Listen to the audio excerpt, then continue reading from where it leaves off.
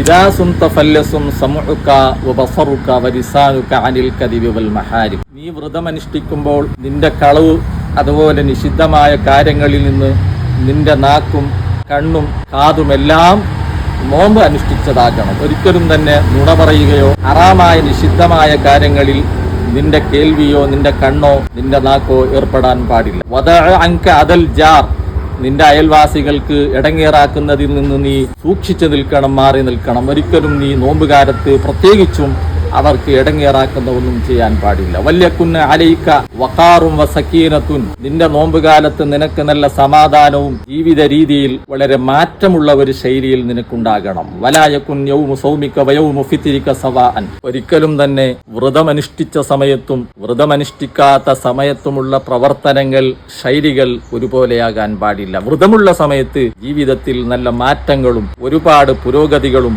ആത്മീയമായുള്ള ചൈതന്യങ്ങളും നമ്മൾ കൈവരിക്കേണ്ടതുണ്ട്.